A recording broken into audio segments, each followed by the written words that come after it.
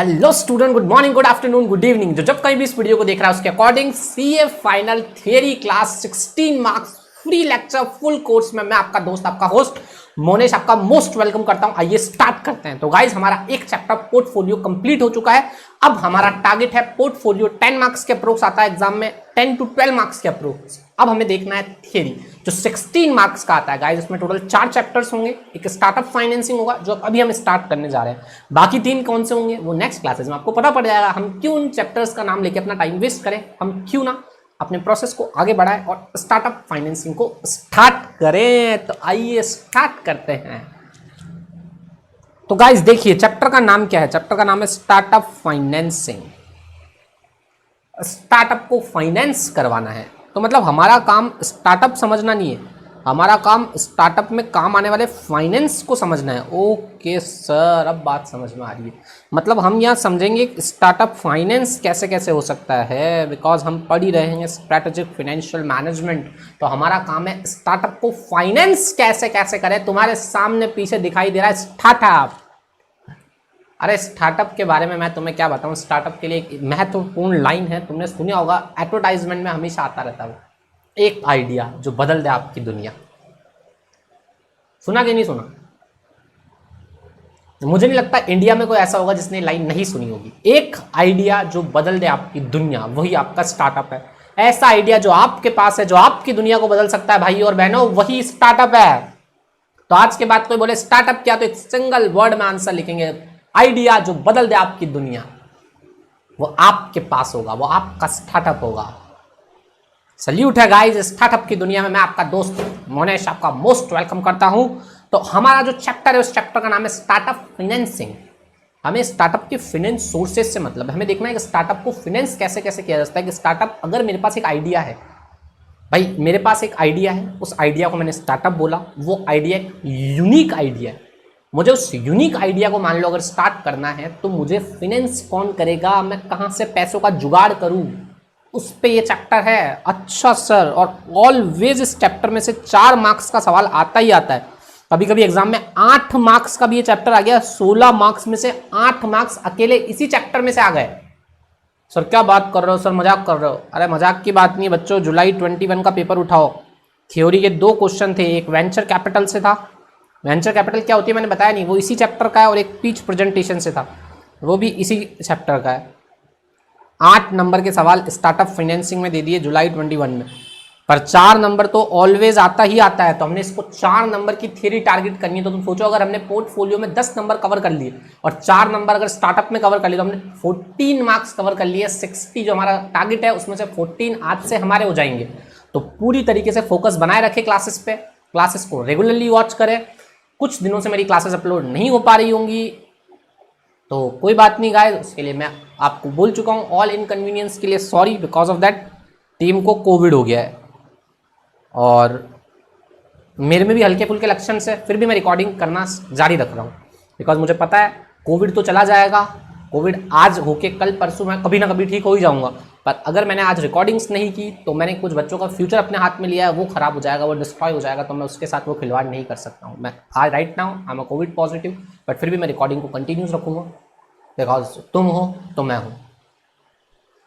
तो guys, startup financing, हाँ हल्का फुल्का ही है, लक्षण तो है, बट ठीक है, मैं तो मस्त आदमी हूँ। स्टार्टअप फाइनेंसिंग, स्टार्टअप का मतलब क्या होता है बच्चों? मैंने बोला स्टार्टअप मतलब आइडिया जो बदल दे आपकी दुनिया, वो स्टार्टअप है। उसको फाइनेंस कौन करेगा? हमने कहा यार क्या बात कर रहे हो सर, फाइनेंस करने वाले बहुत लोग हैं। मैंने कहा कौन कौन है फाइनेंस करने वाले? तुमने कहा यार सर जाओ बैंक को बताओ आइडिया, बैंक हमें लोन दे देगी। बैंक बोलेगी ले जा पैसे। हमारे पास घर में पड़े बहुत सारे पैसे, जिनको हम पर्सनल फाइनेंसिंग भी बोल सकते हैं। बात तो सही है, हमारे पास घर पे पैसे पड़े हैं सर, हम अमीर हैं, ऐसे स्टार्टअप हम यूँ स्टार्ट कर लेते हैं। यूँ क्या कह रहे हो आप हमें? अच्छा ऐसी बात है, बहुत बढ़िया। तो तुमने कहा सर स्टार्टअप को फाइनेंस करना कोई चैप्टर है सर? घर पे पैसा पड़ा है उससे फाइनेंस कर लो, बैंक से पैसा ले लो।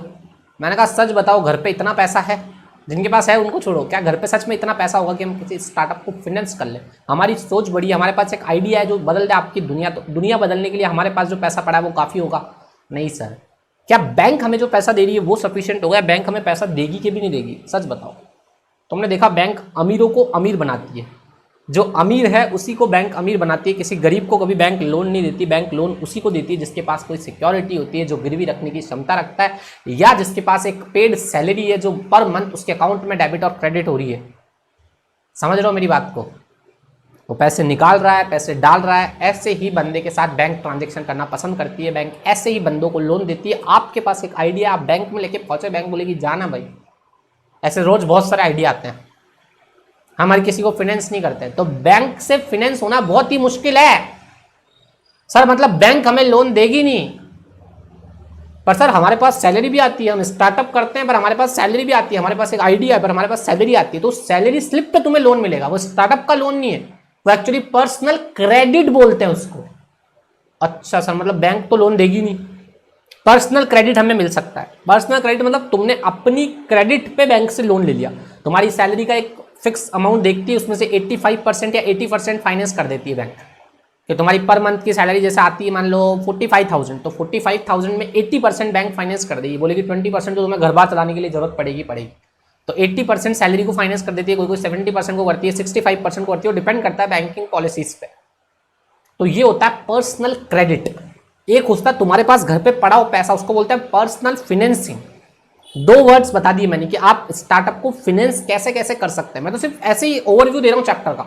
मैं तुम्हें बता रहा हूं कि स्टार्टअप का मतलब होता है आइडिया जो बदल दे आपकी दुनिया। इसको फाइनेंस कराना एक चैप्टर है।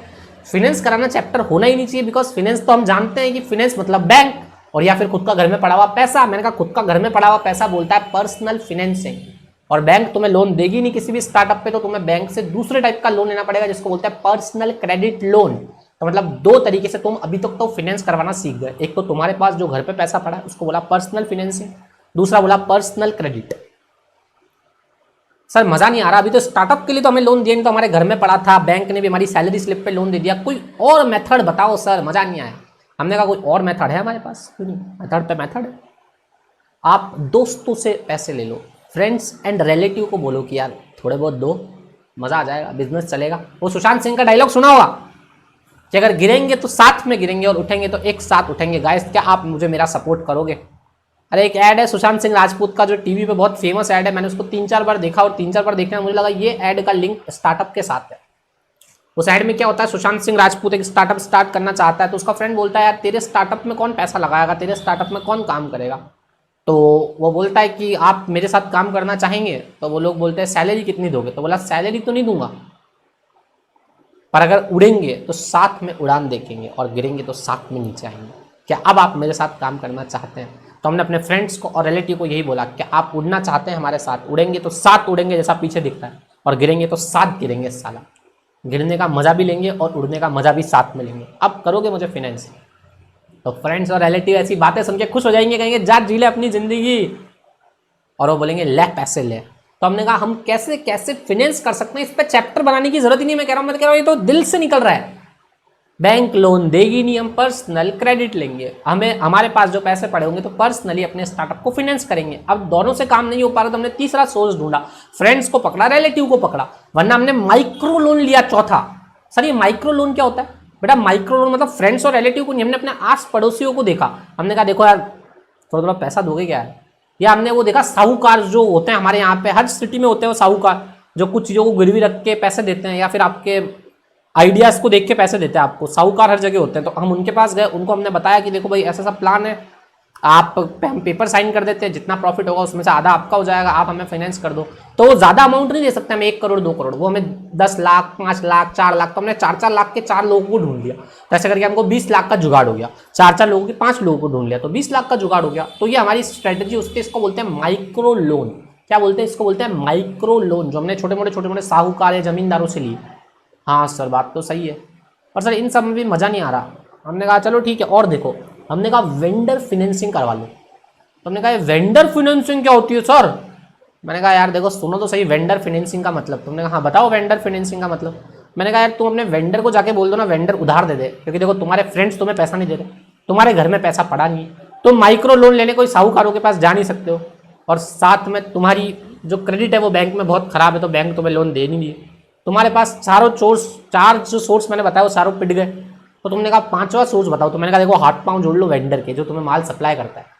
तुम्हें एक स्टार्टअप है, तुम्हें माल सप्लाई करने वाला सप्लायर होगा, वेंडर होगा, वेंडर को जैसे ही तुम माल लेके आओगे, बनाने से पहले वेंडर तो पैसे ले लेगा, तुम्हारे पास पैसे है नहीं, तुमने वेंडर के पाँव पड़ जाओ, वेंडर को बोलो वेंडर पैसे नहीं यार, उधार दे देना माल। तो या तो वेंडर तुम्हें माल उधार दे देगा या फिर वेंडर तुम्हें पैसे उधार देगा, वेंडर से ही पैसे लो और वेंडर का ही सामान खरीद लो। इसको बोलते हैं वेंडर फाइनेंसिंग या फिर बोलते हैं वेंडर क्रेडिट। सर क्या कह रहा हूं, मतलब समझ नहीं, वेंचर ही पैसे देगा, मैं सॉरी वेंडर ही पैसे देगा और वेंडर के पैसे से ही माल खरीद लो, ऐसा कभी होता होगा सर? क्या मजाक कर रहे हो, कुछ भी फेंक रहे हो। बेटा रेनॉल्ड के शोरूम में जाओगे ना तो रेनॉल्ड अपनी कार या तो बोलेगा तुम कहीं से फाइनेंस करा के ले आओ, HDFC वगैरह कोई बैंक से, वो बैंक का चेक रेनॉल्ड को दे दो, वरना रेनॉल्ड खुद फाइनेंस करता है अपने वहीं पे, तो वो रेनॉल्ड की कार रेनॉल्ड ने ही फाइनेंस कर दी, तो ये क्या हो गया, वेंडर क्रेडिट हो गई। और एक होता है रेनॉल्ड तुम्हें उधार कार दे दे, बोले हाँ थोड़े दिन 1 महीने बाद पैसे देना, ऐसा नहीं होता है, पर वहां वेंडर फाइनेंसिंग 2 तरीके होती है, एक तो उधार माल ले जाना और एक उसी से पैसे उधार लेके उसकी कार खरीद लेना, इसको बोलते हैं वेंडर फाइनेंसिंग। तुमने कहा हमारा सप्लायर ऐसे भी नहीं मान रहा सर, अब क्या करें? मैंने कहा यार ये तो तकलीफ हो रही है। मैंने कहा फिर 2 तरीके और है दुनिया में, एक है क्राउड फंडिंग और एक है पीयर टू पीयर फंडिंग। तुमने कहा क्राउड फंडिंग क्या होती है? मैंने कहा एक वेबसाइट खोल रखी है लोगों ने, वहां पे अपना नाम रजिस्टर्ड कराओ, अपने प्रोजेक्ट का नाम रजिस्टर्ड कराओ और वहां लोगों को बोलो लाओ चंदा लाओ। चंदा सुनो, घर घर में चंदा मांगने आते हैं जो लोग कि माता जी के नाम पे चंदा दीजिए, माता जी के नाम पे चंदा दीजिए, उसके अलावा के भैरू जी के नाम पे चंदा दीजिए, और डिफरेंट देवी देवताओं के नाम पे फंक्शंस होते हैं। गणेश चतुर्थी आने वाली है तो गणेश जी के नाम पे चंदा लेने लोग जरूर घरों में आएंगे। मुंबई में आते हैं और वैसे हर छोटे छोटे शहर में भी आते हैं आजकल, तो वहां पे तुम्हारे को चंदा लेने आएंगे, तो वो उनको बोलते हैं क्राउड फाइनेंसिंग। अब ये क्राउड फाइनेंसिंग को घर घर जाके कर रहे हैं, हम घर घर जाके क्राउड फाइनेंसिंग नहीं करेंगे बच्चों। हमारा लक्ष्य क्राउड फाइनेंसिंग का कहां पे होगा, हम किसको टारगेट करने वाले क्राउड फाइनेंसिंग में? एक तो गाइस देख लिया, हाँ वेंडर फाइनेंसिंग। वेंडर फाइनेंसिंग आज मैंने कहा गणेश चतुर्थी पे जो लोग चंदा लेने आते हैं वो घर घर चंदा आते हैं, उनको बोलते हैं क्राउड फंडिंग।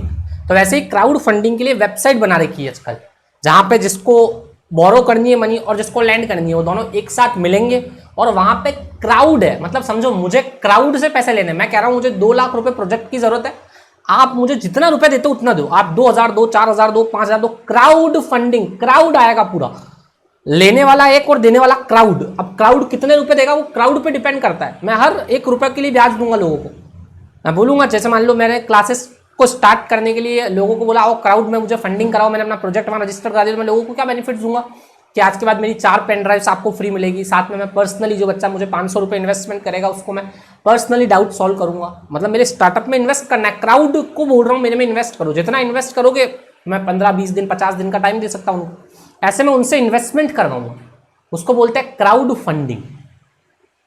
अच्छा सर क्राउड फंडिंग बोलते हैं उसको। एक होता है पीयर टू पीयर फंडिंग, मतलब एक ही आदमी एक आदमी से फाइनेंस करवाएगा, क्राउड में बहुत सारा क्राउड हमें फंड करेगा। अब हम बोल रहे हैं एक पीयर टू पीयर वेबसाइट होती है, वहां पे क्या होता है मैं अकेला आदमी पीयर और सामने वाला पीयर, हम मुझे पैसे चाहिए, इसको पैसे देने हैं, मुझे 2 लाख चाहिए, पूरे 2 लाख देने के लिए रेडी, उसको बोलते हैं peer to peer funding. Crowd में बहुत सारे लोगों से पैसा लेता हूँ, पीयर टू पीयर में एक आदमी से पैसा लेता हूँ। तो ये भी एक फंड फाइनेंसिंग के तरीके हैं, इसके लिए वेबसाइट बन रखी है, आप अपने प्रोजेक्ट को रजिस्टर्ड करवाइए और मजे लीजिए। हमने कहा अच्छा सर इतने सारे मेथड आपने बता दिए, सर वापस एक बार रिपीट करोगे? मैंने कहा देखो तुम्हारे पास घर में पैसा पड़ा हुआ होगा, उसको बोलेंगे पर्सनल फाइनेंसिंग। तुम बैंक से पैसा लोगे उसको बोलेंगे पर्सनल क्रेडिट। तुम अपने फ्रेंड्स से पैसा लोगे उसको बोलेंगे फ्रेंड्स और रिलेटिव से पैसा। अगर तुम पड़ोसियों या जमींदारों से पैसा लोगे उसको बोलेंगे माइक्रो फाइनेंसिंग। थोड़े ये 4 मेथड हो गए, जहाँ ये 4 नहीं लगेंगे वहाँ वेंडर फाइनेंसिंग को ढूंढेंगे 5वें तरीके को। 2 तरीके मैंने और पढ़ा है, क्राउड फंडिंग और पीयर टू पीयर फंड। वापस सभी मेरे साथ बोलेंगे, यहाँ देखो रुकना नहीं है। मैंने बोला स्टार्टअप फाइनेंसिंग, स्टार्टअप मतलब आइडिया जो बदल दे आपकी दुनिया, उस आइडिया को फाइनेंस करने के मेथड हम चैप्टर 14 में पढ़ रहे हैं, जो 4 नंबर का ऑलवेज आते ही आता है। मैंने कहा चैप्टर में क्या है अंदर छोड़ो, पहले मेरे से सुन लो पूरा चैप्टर सुन लिया तो चैप्टर इतना आसान हो जाएगा, यूं हम आगे फ्लुएंट तरीके से पढ़ लेंगे। मैंने कहा फाइनेंस करने का तरीका इस दुनिया में स्टार्टअप को कोई है ही नहीं, बैंक हमें स्टार्टअप को फाइनेंस नहीं करती है। हमने कहा अगर बैंक स्टार्टअप को फाइनेंस नहीं करेगी तो हम क्या करें? तो हमने कहा हमारे घर में जो पैसा पड़ा है उसको उठा के लगाओ, उसको फाइनेंस की भाषा में बोलते हैं पर्सनल फाइनेंसिंग। हमने कहा बैंक हमारी क्रेडिट पे लोन दे दे तो उसको बोलते हैं पर्सनल क्रेडिट। हमने कहा चल क्रेडिट पे मतलब, हमने कहा माइक्रो लोन्स लो लोगों से, साहूकारों से, जमींदारों से। अगर वो भी तुम्हें लोन नहीं दे रहे तो तुम रिलेटिव्स और फ्रेंड्स को पकड़ो, और वो भी अगर तुम्हें लोन नहीं दे रहे तो फिर तुम जिससे माल खरीदने वाले उसको बोला तू हमें पैसे उधार दे, तेरे से पैसे पे तेरा माल खरीदेंगे, या फिर तुम्हें माल उधार दे, उसको बोलते हैं वेंडर क्रेडिट। उसके बाद होता है क्राउड फंडिंग। क्राउड फाइनेंसिंग और एक होता है peer to peer financing. Crowd मतलब एक आदमी वेबसाइट पर रजिस्टर्ड है, उसको पूरा क्राउड फाइनेंस करेगा। और दूसरा तरीका हो सकता है पीयर टू पीयर, मतलब एक आदमी को फाइनेंस कर रहा है।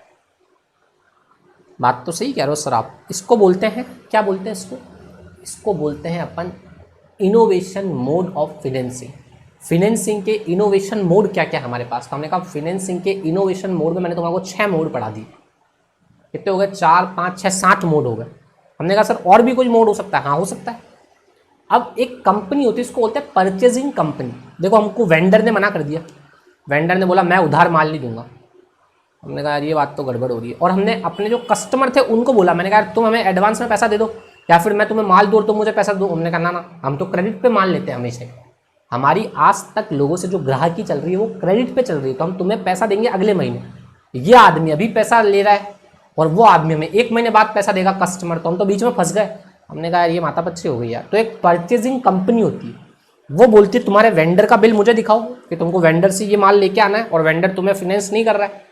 साथ में तुम्हारा कस्टमर का ऑर्डर दिखाओ, हम कस्टमर की क्रेडिट रेटिंग चेक करेंगे, वेंडर को पैसा हम देंगे, कस्टमर से पैसा हम लेंगे और तुम्हें तुम्हारा प्रॉफिट दे देंगे और हमारा कमीशन उसी कस्टमर के पैसे में से काट लेंगे। इसको बोलते हैं परचेजिंग कंपनी क्रेडिट। समझ रहे हो ना। तो ये परचेजिंग कंपनी की क्रेडिट हो गई हमें। वो परचेजिंग कंपनी का काम ही होता है, वो परचेज कर लेती है वेंडर को भी और कस्टमर को भी और तुम्हें तुम्हारा प्रॉफिट देती है, खुद का कमीशन काट लेती है। अब सर हमने कहा वेंडर ने हमें क्रेडिट, हम कस्टमर की चीज़ों को फैक्टरिंग करवा सकते हैं। याद होगा फैक्टरिंग तुमने पढ़ा होगा सीए इंटर में, कि कस्टमर अगर हमें क्रेडिट पे कोई चीज़ लेके चला जाता तो हमारे पास वो बिल्स पेबल रिसीवेबल्स रखता है, तो हम उसको बैंक से क्रेडिट करवा लेते हैं, डिस्काउंटिंग करवा लेते हैं, उसी को बोलते हैं फैक्टरिंग करवाना। तो हमने फैक्टरिंग करवा सकते हैं हम। तो हमारे पास इस तरह के बहुत सारे मोड्स हैं स्टार्टअप को फाइनेंस करने के। हमने कहा हाँ, अब कोई भी हमारे स्टार्टअप को फाइनेंस करेगा क्यों सर? अरे हम उसको बताएंगे हमारे पास एक आइडिया है जो बदल दे आपकी दुनिया। तो उस आइडिया को बताने का तरीका क्या होगा? उस आइडिया को बताने का तरीका होगा पीच प्रेजेंटेशन, उसको बोलते हैं। उसको बोलते हैं अपने आइडिया को इस तरह से समझाओ लोगों को कि लोगों को लगे मजा आ गया। सर समझाने का तरीका क्या होगा? पहले हम इंट्रोडक्शन देंगे, भूमिका को बनाएंगे, उसके बाद हम अपनी टीम के बारे में लोगों को बताएंगे, फिर हम प्रॉब्लम्स बताएंगे कि दुनिया में क्या प्रॉब्लम है, उसका हमारे पास क्या सॉल्यूशन है, हमारा आइडिया कैसे उस प्रॉब्लम को निपटा देगा। हाँ सर पहले इंट्रोडक्शन बताओ, फिर बताओ मेरे पास ये देखो ये टीम है मेरे पास, फिर बताओ उनको कि हमारे पास ये इंट्रोडक्शन है, ये हमारी टीम है, ये प्रॉब्लम दुनिया में एग्जिस्ट करती है, इसका हम ये सॉल्यूशन लेके आए और ये हमारे कॉम्पिटिटर्स हैं। और साथ में बताओ हमारा मार्केट का साइज क्या रहने वाला है। हाँ सर मार्केट का साइज बताना भी ज़रूरी हो गया।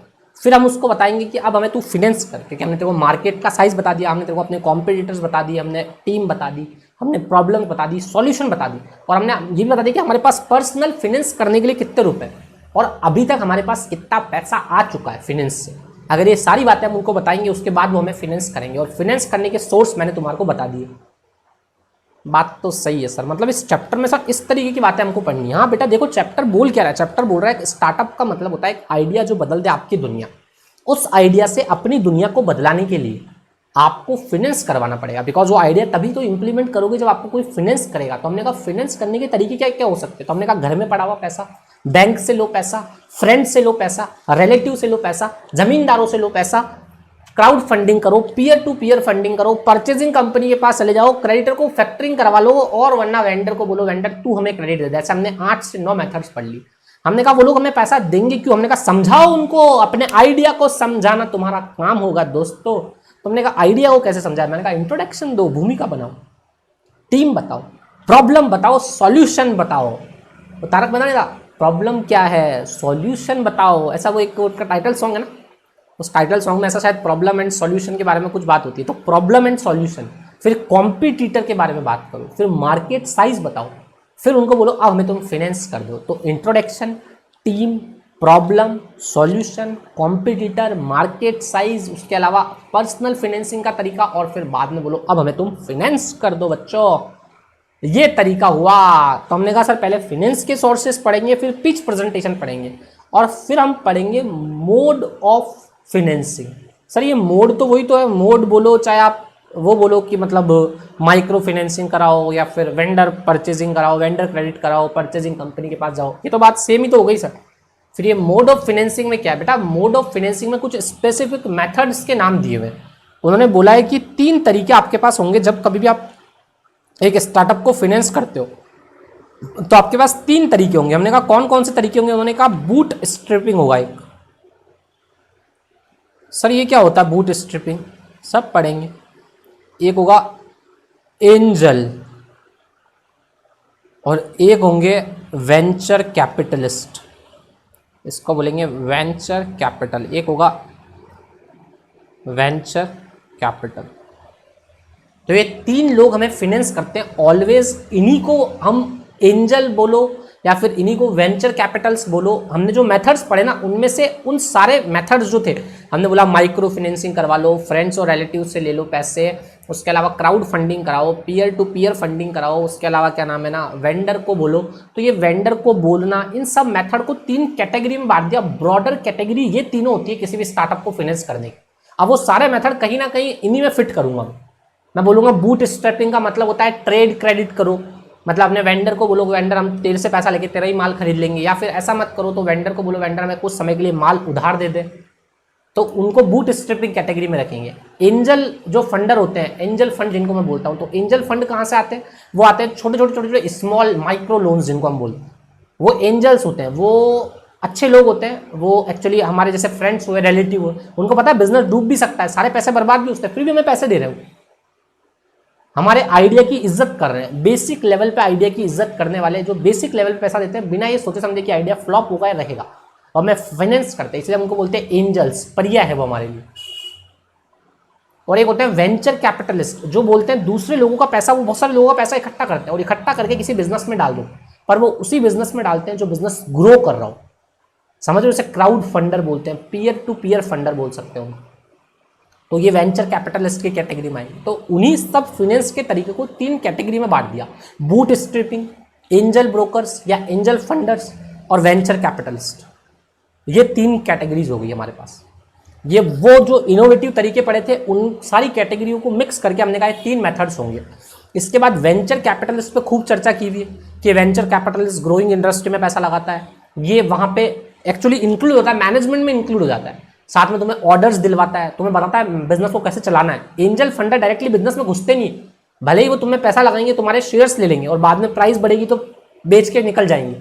वेंचर कैपिटलिस्ट भी पैसा लगाएंगे, शेयर्स लेंगे, बढ़ेगी प्राइस तो भाग जाएंगे, पर भागने से पहले कंपनी को स्टेबलाइज करने में तुम्हारी मदद करते हैं। इनकी बहुत पहुंच होती है बिकॉज ये बहुत सारे बिजनेसेस को फाइनेंस करते हैं, तो इनके पास तो आइडियाज होते हैं, नॉलेज होती है, तो ये उस नॉलेज का इस्तेमाल तुम्हारे बिजनेस में करते हैं। तुम्हें कस्टमर को अरेंज करवाएंगे, तुम्हारी लाइफ में कस्टमर के साथ ही तुम्हें बताएंगे कि कैसे बिजनेस को करते हैं, किस तरीके से स्मूथ बिजनेस को रन किया जाता है।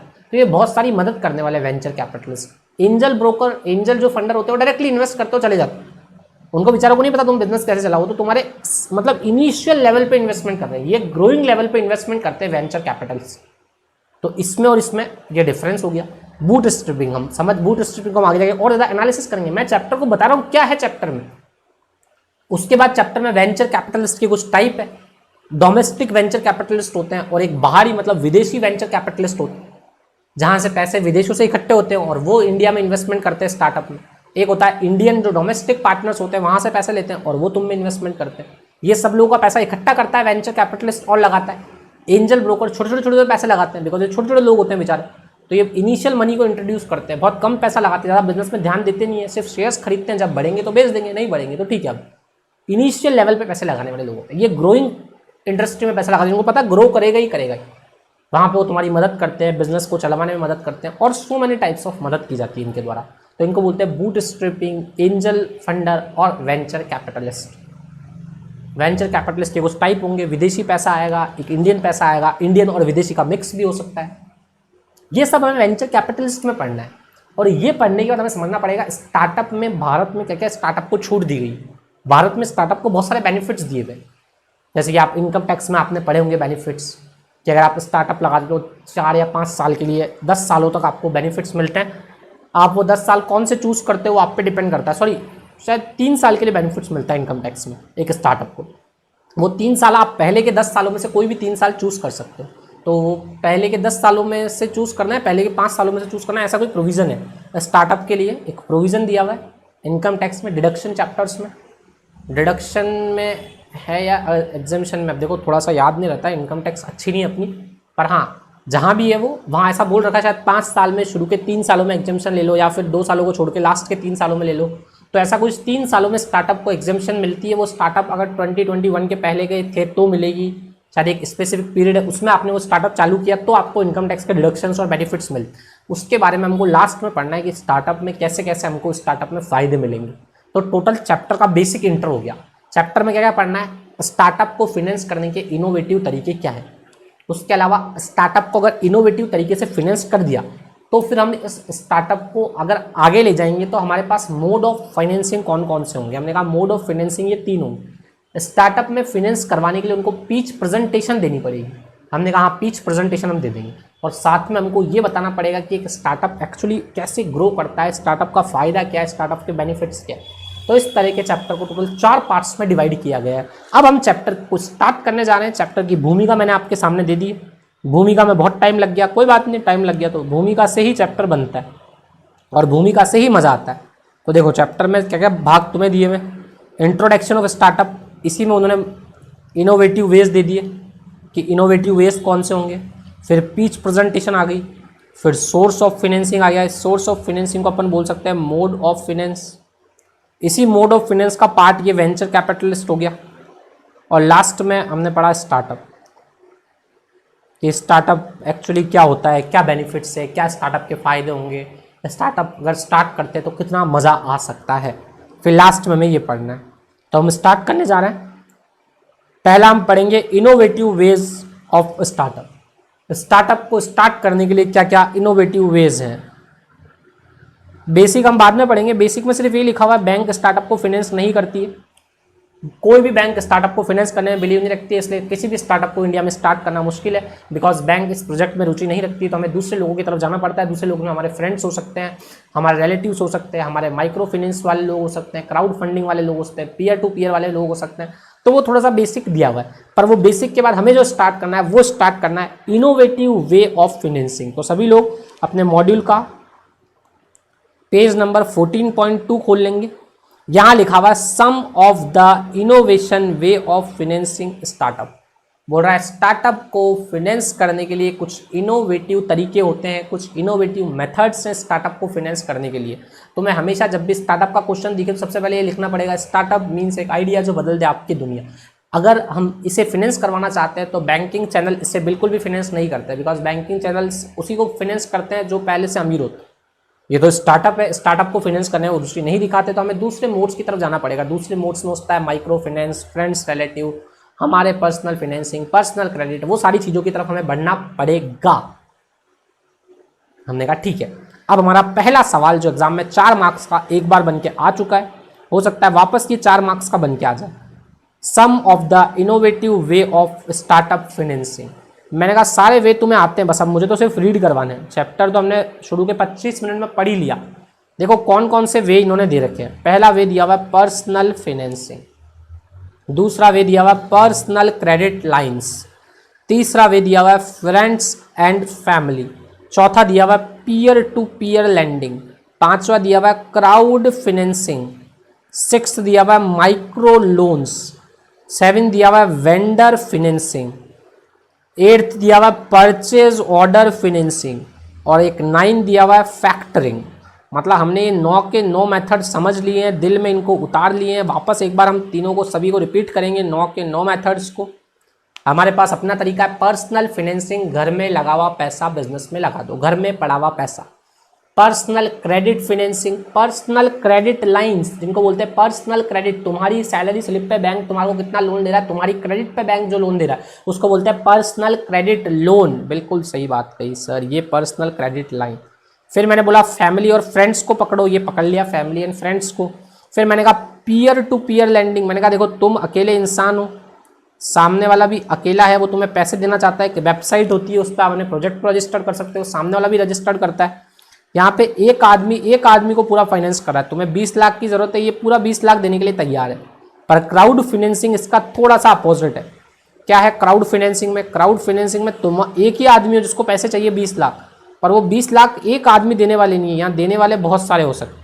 तो ये देने वाले जब पूरा क्राउड होता है तो क्राउड फाइनेंसिंग बन जाता है। और पीयर टू पीयर में एक आदमी। अभी सब पढ़ेंगे हम अंदर से, पहले मैं बता रहा हूँ तुम्हें वापस कि हमने सब पढ़ लिया पहले से ही। माइक्रो लोन्स, मैंने कहा वो जमींदार साहूकारों से बोलो यार तुम हमें लोन दे दो। वेंडर फाइनेंसिंग, जाके अपने वेंडर को ही बोलो कि भैया प्लीज यार पैसे माफ कर देना यार, या तो पैसे माफ कर देना, तू पैसे देना, तेरा ही माल खरीद लेंगे, उसको बोलते हैं वेंडर फाइनेंसिंग। फिर होता है परचेज ऑर्डर फाइनेंसिंग। सर ये परचेज ऑर्डर फाइनेंसिंग कौन था?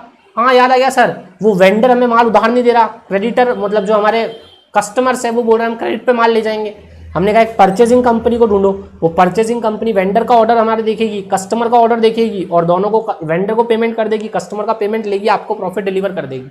उसको बोलेंगे परचेज ऑर्डर फाइनेंसिंग। मतलब होगा क्या, ये आप हो, ये वेंडर है, ये कस्टमर है, और ये परचेजिंग कंपनी है।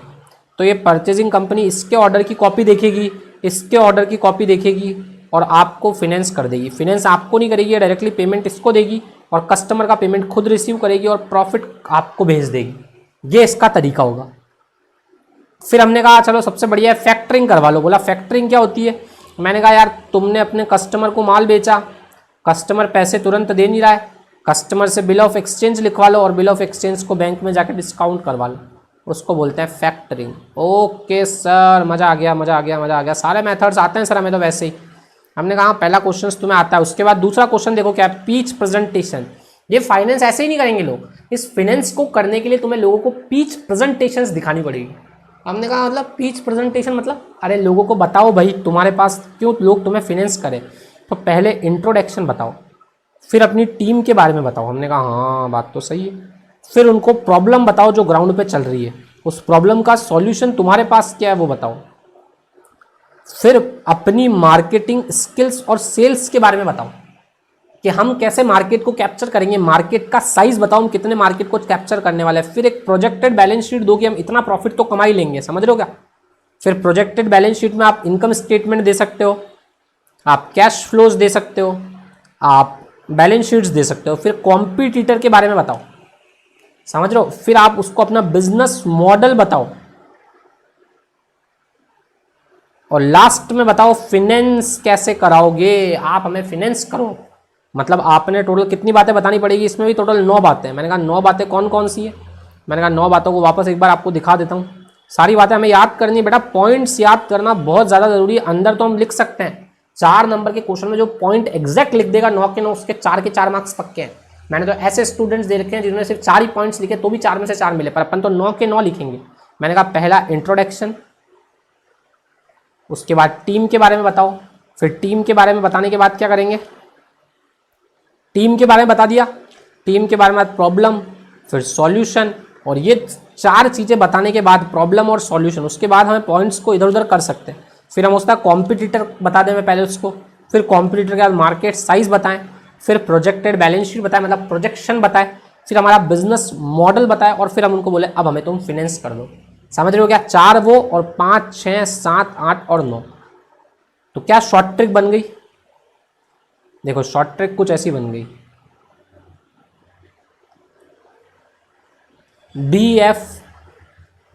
BFCMP, समझ रहे हो। हमारा BF जो जिसका नाम है चमन वो MP जा रहा है, तो मैंने कहा मेरा BF, मेरा मतलब मेरा नहीं, गर्ल्स का BF, और बॉयज़ शॉर्ट ट्रिक याद करने के लिए BF बना लो, क्या फ़र्क पड़ता। BF चमन है जो MP जा रहा है, कहाँ जा रहा है, BF चमन MP जा रहा है। तो मैंने कहा BF चमन MP जा रहा है, BF चमन MP जा रहा है, BF चमन MP जा रहा है। कहाँ जा रहा है, BF चमन MP जा रहा है। सर ये BF चमन MP क्यों जा रहा है, BF चमन MP जा रहा है, BF चमन MP जा रहा है। MP क्यों जा रहा है, MP क्यों जा रहा है BS चमन, क्योंकि BS चमन क्या बन गया है, BS चमन बन गया है IPS। BS चमन क्या बन गया है, IPS। मतलब किसी का BF है IPS,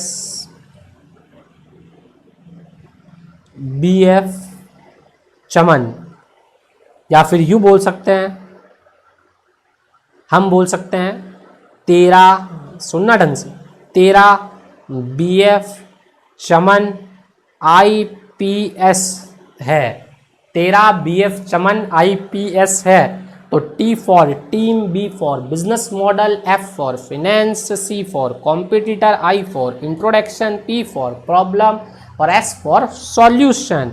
तो 1 2 3 4 5 6 7, तो 7 पॉइंट्स तो हमारे याद हो गए।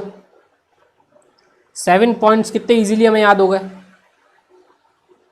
वापस एक बार 7 पॉइंट्स को रिकॉल करने की शॉर्ट ट्रिक, T तेरा BF चमन IPS बन गया, तो T for team, B for business model, F for finance, C for competition, I for, अरे बोलो रे, I for introduction, P for problem, S for solution.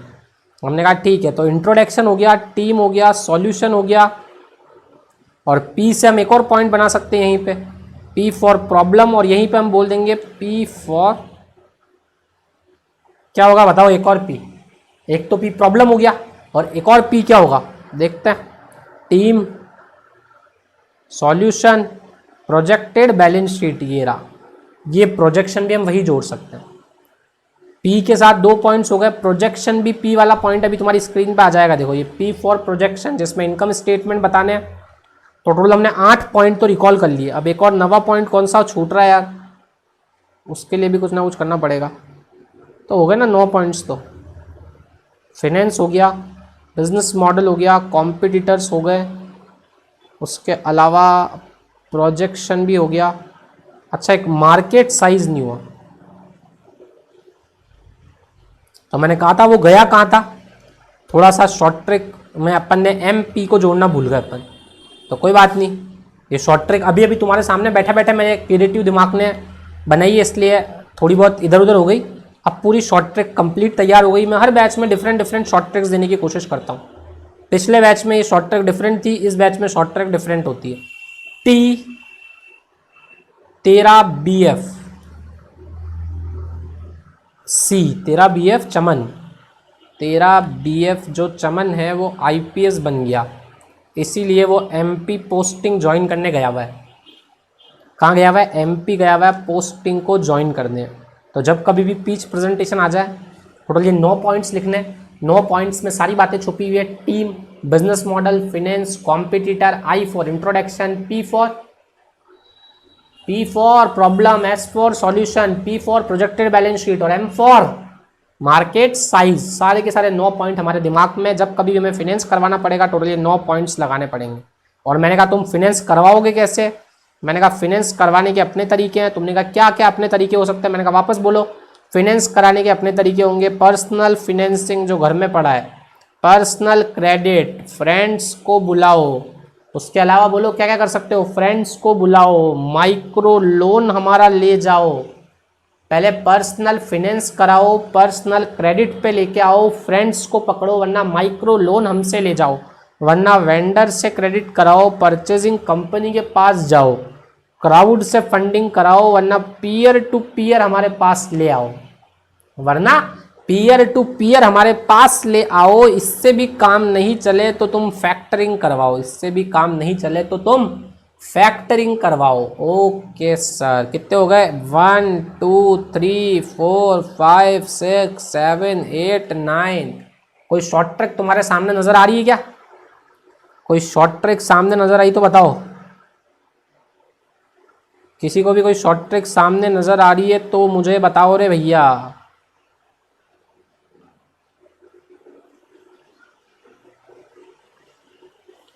Short trick सामने नजर आए तो कोई बताओ भाई, वापस लिखते हैं एक बार, कोई शॉर्ट ट्रिक फाइंड आउट करने की कोशिश कर सकते।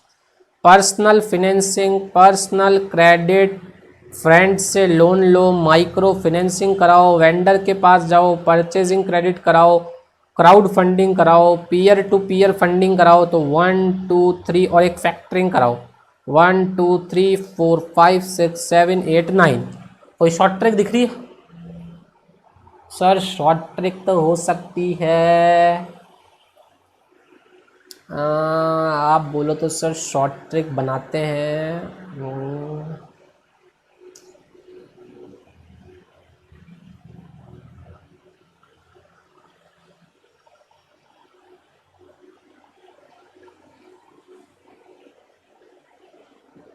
क्या शॉर्ट ट्रिक बनाए इसकी, बैठे बैठे सोचते हैं 2 मिनट। देखो शॉर्ट ट्रिक होगी तो तुम्हें बेनिफिट मिलेगा। हमारे पास जो वर्ड्स है वो हाईलाइट कर देता हूँ। हमारे पास एक वर्ड है एफ, एक वर्ड हो गया एम, एक हो गया पी, एक हो गया वी और एक सी। ये हमारे टारगेट वर्ड्स होने चाहिए।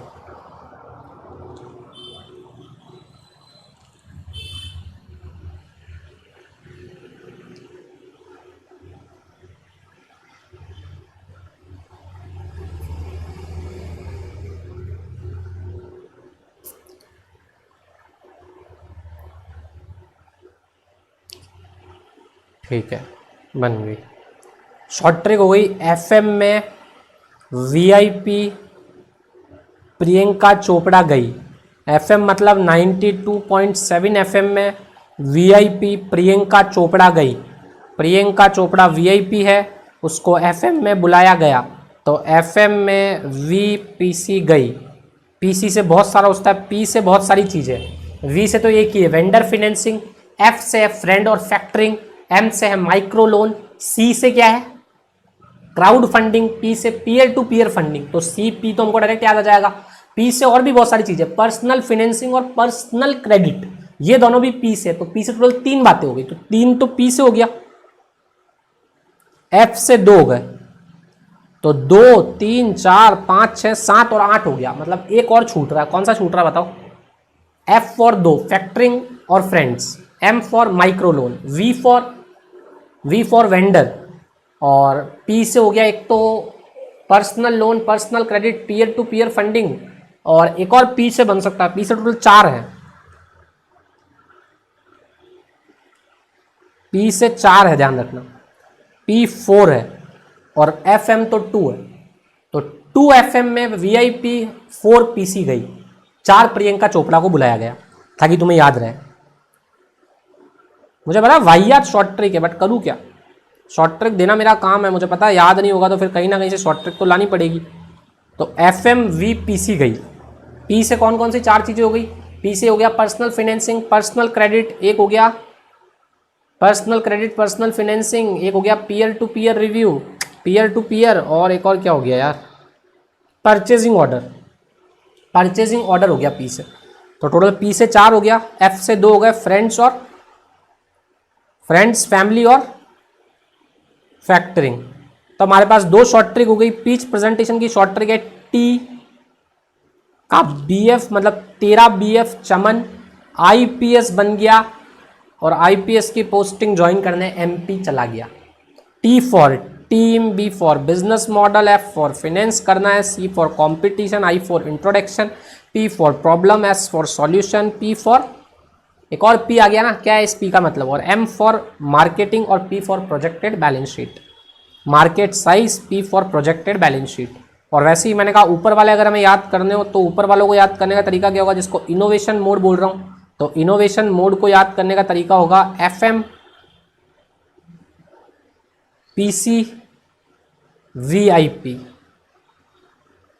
बस भाई एफ एम पे गई वीपीसी, यहाँ 4 लगा देना, यहाँ 2 लगा देना आगे, बस हो गया काम। तुम्हारे टोटल 9 के 9 मेथड्स तुम्हें याद हो गए। तो एग्जाम में हम इस तरीके से शॉर्ट ट्रिक को काम में ले सकते हैं।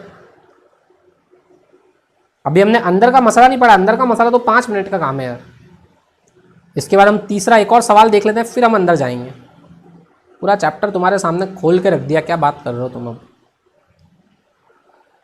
मोड ऑफ फाइनेंसिंग, हमने कहा ऊपर जो हम इनोवेटिव मोड पढ़ के आए ना, जिसका नाम था 2FM V4PC, इनको हमें मोड ऑफ फाइनेंस में फीड करना है सबको। हमने कहा ठीक है कर देंगे सर। पहला जो मोड ऑफ फाइनेंस है उसका नाम ये बोल रहा है क्या, बूट स्ट्रैपिंग। दूसरा मोड ऑफ फाइनेंस क्या बोल रहा है, सब पढ़ा हुआ है सब कुछ, टेंशन मतलब, तो तुम्हें सिर्फ उतर उतर के झांकना है अंदर। एंजल इन्वेस्टर्स हो सकते हैं, एंजल फंडर्स हो सकते हैं, और तीसरा कौन है, वेंचर कैपिटल फंड। तो एंजल फंड हो सकते हैं, एंजल इन्वेस्टर्स हो सकते हैं, वेंचर कैपिटल फंड हो सकता है, और बूट स्ट्रिपिंग हो सकता है। हमने कहा सर थोड़ा थोड़ा इन बूट स्ट्रिपिंग के बारे में बता दो। हाँ, पहले मैं एक बार पूरा चैप्टर इसी तरीके से खत्म करूंगा, उसके बाद फिर हम अंदर का पढ़ लेंगे। देखो बूट स्ट्रिपिंग का मतलब क्या होता है। बूट स्ट्रिपिंग बोल रहा है दूसरे का पैसा कभी भी मत लो, अपने पैसे से काम करो जो भी करना है। जो दूसरे का पैसा लेता है वही आदमी खराब होता है, तो इसलिए कभी दूसरे का पैसा मत लो, खुद के पैसे से काम करो। हमने कहा ठीक है खुद के पैसे से काम करेंगे, पता कैसे करें। उसने कहा देखो तुम्हारी बैलेंस शीट में तुम्हें किस किस चीज़ों की जरूरत है मुझे बताओ। हमने कहा यार देख बैलेंस शीट में हमें असेट्स की जरूरत पड़ेगी और लाइबिलिटीज़ जो क्रिएट हो जाएगी। तो उसने कहा एसेट्स में तुम्हें फिक्स एसेट्स की जरूरत पड़ेगी, तुम्हारे पास स्टॉक की जरूरत पड़ेगी। मैंने कहा हाँ बात तो सही है। तो उसने कहा जो फिक्स एसेट्स है ना रिक्वेस्ट करो और इसको लीज पे लो। क्या मतलब एक साथ सारा पैसा देने पे, क्योंकि अगर तुमने पर्सनल क्रेडिट किया या कहीं वेंचर कैपिटलिस्ट से पैसे जोड़ लिए तो तुम जबरदस्ती बिना मतलब ज्यादा पैसा खर्च करोगे। तो बूट स्ट्रिपिंग बोलती है ज्यादा पैसा खर्च मत करो। क्यों ज्यादा पैसा खर्च कर रहे हो? ज्यादा पैसा खर्च करना तो कहीं और करना, तुम्हारे बिजनेस में इतनी ज्यादा पैसे की जरूरत नहीं है। हमने कहा अच्छा हमारे बिजनेस में ज्यादा पैसे की जरूरत नहीं है तो क्या करें। तो उसने कहा देखो तुम्हारे को फिक्स एसेट्स चाहिए तो रिक्वेस्ट करो कि हमें लीज पे पैसा दे, हमें कोई फिक्स एसेट्स लीज पे दे दे। हमने कहा ठीक है हम रिक्वेस्ट करेंगे और फिक्स एसेट्स को लीज पे लेंगे। और स्टॉक कहाँ से लाएंगे? तो मैंने कहा स्टॉक के लिए यार रिक्वेस्ट करो ना यार, ट्रेड क्रेडिट उसको बोलो ना प्लीज़ यार क्रेडिट पे दे दे। मुझे पता है पहली बार में क्रेडिट पे कोई तुम्हें देगा नहीं, पर हो सकता है 50% माल क्रेडिट पे दे दे, थोड़ा सा ले ले। तो ऐसा हम स्टॉक के लिए जुगाड़ करेंगे। और फिर हमारे पास सबसे बड़ी चीज़ आएगी हमारे कस्टमर। कस्टमर भी क्रेडिट पे माल ले जाएंगे, क्योंकि अगर हम क्रेडिट पे धंधा नहीं करेंगे तो धंधा ही नहीं कर पाएंगे। समझ लो क्या? तो क्रेडिट पे धंधा करना जरूरी है। तो कस्टमर को अगर माल क्रेडिट पे दिया तो पैसा हमारे पास कहाँ से आएगा? तो हमने कहा उसके लिए एक जुगाड़ और करो, फैक्टरिंग कर लो। तो बूट स्ट्रिपिंग का मतलब है संसाधनों का कम उपयोग करके ज्यादा से ज्यादा सेटिस्फाई करना अपने आप को, ज्यादा जबरदस्ती पैसों को खर्च मत करना। तुम्हें फिक्स एसेट्स की जरूरत है लीज पे लो, तुम्हें स्टॉक की जरूरत है ट्रेड क्रेडिट पे लेके आओ, तुम्हें कस्टमर से पैसे लेने हैं फैक्टरिंग करवा लो। ये 3 मेथड होते हैं बूट स्ट्रिपिंग। इससे तुम्हारा बिजनेस आसान चलेगा। जैसे ही बिजनेस में पैसा आ जाए फिर तो तुम्हारा मन हो वैसा करो। पहली बार में फ्लो बनाने की जरूरत होती है, तो फ्लो इससे बन जाएगा। बूट स्ट्रिपिंग फ्लो बनाने में मदद करेगी। हमने कहा अच्छा अच्छा ये बूट स्ट्रिपिंग है, समझ गए बात को सर, आगे चलिए। इसके बाद मैंने कहा तुम्हारे पास होगा एंजल इन्वेस्टर। तो हमने कहा हाँ सर एंजल इन्वेस्टर तो दिख रहा है। मैंने कहा ये एंजल इन्वेस्टर बहुत ही छोटे होते हैं बेचारे, इंडिविजुअल्स होते हैं ये या फिर फर्म्स होती है। ये कोई बहुत कंबाइंड ग्रुप ऑफ इंडिविजुअल नहीं है, इंडिविजुअल या फिर फर्म है। और ये इनिशियल लेवल पे पैसा लगाते हैं। देखो तो यहाँ लिखा हुआ है कि एक दो लाइन्स टिक करा दूँ ताकि तुम्हें पता रहे। Angel investor invest small startup entrepreneurship. Often angel investor are among the family और फ्रेंड्स। देख रहे हो ये कहाँ से आते हैं एंजल इन्वेस्टर? ये होते हैं फैमिली और friends. The capital angel investor provide may be by one time investment to help the business proper ongoing money to support and carry the company through the difficult early stage. देख रहे हो ना, ये important word है early stage, ये important word है family और friends होते हैं, ये इंपॉर्टेंट है। ये स्मॉल तौर पे फाइनेंस करते हैं, इनको पता है पैसा डूब भी सकता है, ये बिजनेस को चलाने में विश्वास नहीं रखते, इनको बोलते हैं एंजल इन्वेस्टर्स। फिर होते हैं वेंचर कैपिटलिस्ट फंड।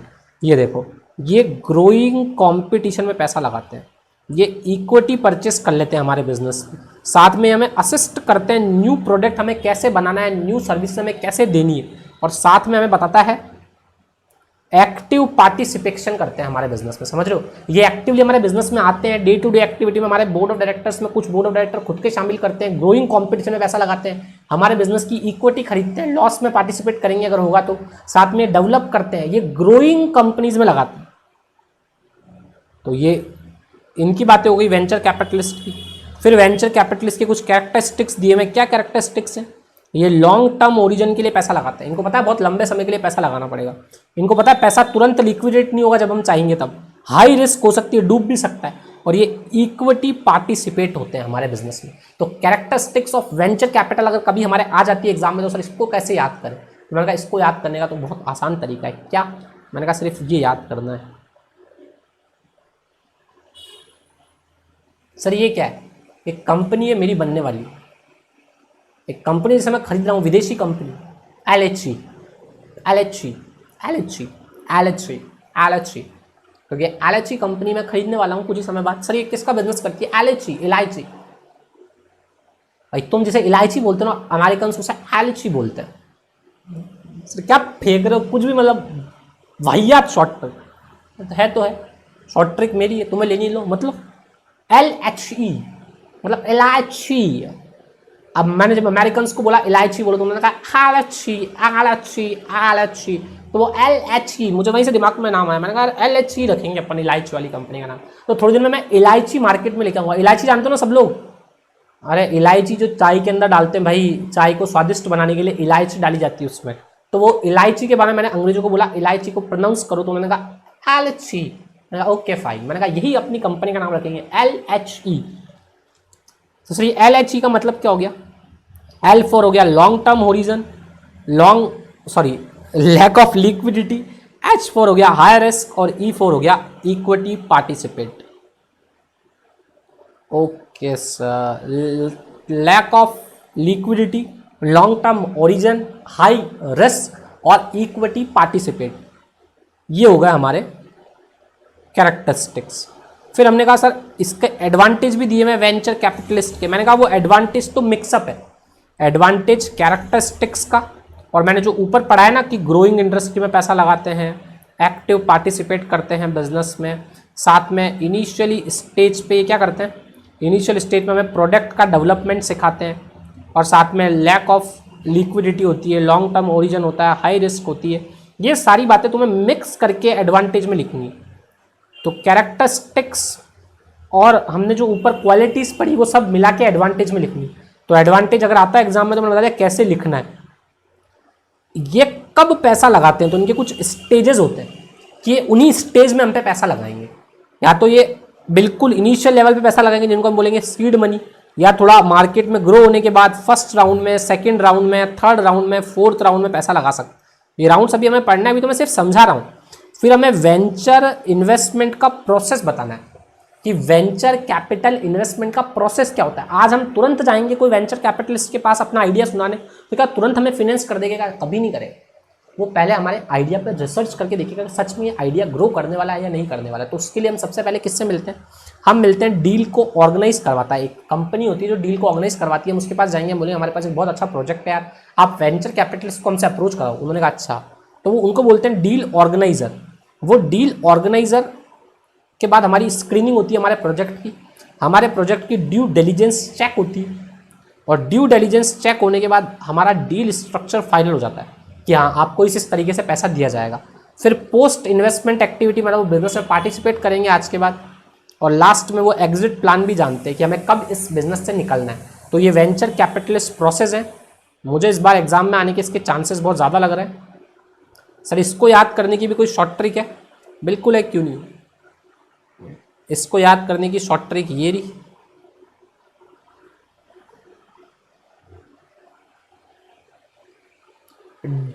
एक सेकेंड, इसको याद करने की शॉर्ट ट्रिक हो गई DSP एग्जिट हो गया। हमारे पास DSP आया था, हमने कहा DSP निकल सीधा, क्योंकि हम डॉन है इसलिए हमने DSP को कहा चल DSP निकल सीधा आउट ऑफ द गेट हो जा। तो हमने कहा D for deal organiser, D for deal organiser. और सर D से और भी बहुत सारे हैं, हाँ तो D से और बहुत सारे, मैंने कब बोला? D for deal organiser, S for screening, फिर वही D ड्यू डिलीजेंस, फिर D डील स्ट्रक्चर, फिर पोस्ट इन्वेस्टमेंट एक्टिविटीज, और E फॉर एग्जिट प्लान। मतलब D से 3 पॉइंट है, डील स्ट्रक्चर, ड्यू डिलीजेंस और डील ऑर्गेनाइजर। S से स्क्रीनिंग, P से पोस्ट इन्वेस्टमेंट एक्टिविटी और E से एग्जिट। मतलब 3 DSP को हमने मार मार के भगा दिया। भाई कोई DSP सर किसी भी DSP से इसका कोई लेना देना नहीं है, सभी पात्र काल्पनिक है। ये सिर्फ पर्पस बढ़ाने के लिए मैं DSP यानी कि डेप्यूटी सुपरिटेंडेंट ऑफ पुलिस की बात कर रहा हूँ। मुझे उनकी बात नहीं करनी चाहिए, पर मुझे समझाने के लिए मुझे इस तरीके की बातें करनी पड़ रही है। सॉरी भाई, कुछ भी हो सकता है आज के ज़माने में, किसी की भावनाओं को आहत ना करें हम। तो देखिए हमने क्या पढ़ लिया, हमने पीच प्रेजेंटेशन पढ़ा, उसकी हमने शॉर्ट ट्रिक ली, हमने वेंचर कैपिटलिस्ट की कैरेक्टरिस्टिक्स की शॉर्ट लिस्ट ली, और शॉर्ट ट्रिक ली। उसके अलावा इनोवेशन वे की शॉर्ट ट्रिक ली, वेंचर कैपिटल की प्रोसेस की शॉर्ट ट्रिक ली। ऐसे करके हमने टोटल 4 शॉर्ट ट्रिक लिए। चारों शॉर्ट ट्रिक कमाल है, चारों क्वेश्चन बहुत IMP है। इसके बाद मैंने कहा ये वेंचर कैपिटलिस्ट आया कहाँ से, तो इस वेंचर कैपिटलिस्ट के इनोवेशन की कहानी कहाँ से स्टार्ट हुई, बिल्कुल अनइम्पॉर्टेंट है। एक बार हम रीड करेंगे पर है बहुत अनइम्पॉर्टेंट। उसके बाद बोला वेंचर कैपिटलिस्ट का स्ट्रक्चर क्या है, तो हमने कहा वेंचर कैपिटलिस्ट के स्ट्रक्चर क्या हो सकते हैं, डोमेस्टिक फंड हो सकता है और उसके अलावा ऑफ शोर फंड हो सकते हैं। ऑफ शोर में दो तरह के हो जाएंगे, एक जिसमें सिर्फ फॉरेन वाले होंगे और एक जिसमें फॉरेन वाले भी होंगे और इंडियंस कंबाइंड होंगे, मतलब फॉरेन और डोमेस्टिक को मिला के। और फिर बोल रखा है स्टार्टअप इंडिया कैसे इनिशिएट लिया, तो बोला स्टार्टअप में आप क्या क्या कर सकते हो, आप कंपनी खोल सकते हो, आप पार्टनरशिप खोल सकते हो। आपको बोल रहा है any of the financial year में आपका turnover registration has not been exceeding 100 crore rupees से आपकी ज़्यादा इनकम नहीं होनी चाहिए टर्नओवर। अगर टर्नओवर 1 करोड़ से ज़्यादा का हो जाता है 100 करोड़ से, तो फिर आप स्टार्टअप के दायरे से बाहर हो जाओगे, आपको स्टार्टअप का फ़ायदा मिलेगा। स्टार्टअप का फ़ायदा बोल रहा है अप टू 10 ईयर्स तक मिल सकता है रजिस्ट्रेशन के, पर पूरे 10 ईयर नहीं मिलता है, 10 ईयर में से शायद 3 ईयर या 4 ईयर ऐसा कुछ है, अभी हम पढ़ लेंगे। इसके बाद टेस्ट ऑफ नॉलेज के क्वेश्चंस दिए हुए हैं कुछ। अब हमें सिर्फ क्या पढ़ना है, हमें अंदर के पॉइंट्स पढ़ने और कुछ बुलेट्स पढ़ने। तो वो बुलेट्स हम ब्रेक के बाद पढ़ेंगे, 2 मिनट का ब्रेक लो और फिर वापस मिलता है। स्टार्टअप फाइनेंसिंग के अंदर के पॉइंट्स पढ़ेंगे, स्टार्टअप फाइनेंसिंग को खत्म करेंगे, 4 मार्क्स तुम्हारे पॉकेट में होंगे। आइए 2 मिनट के ब्रेक के बाद मिलते हैं।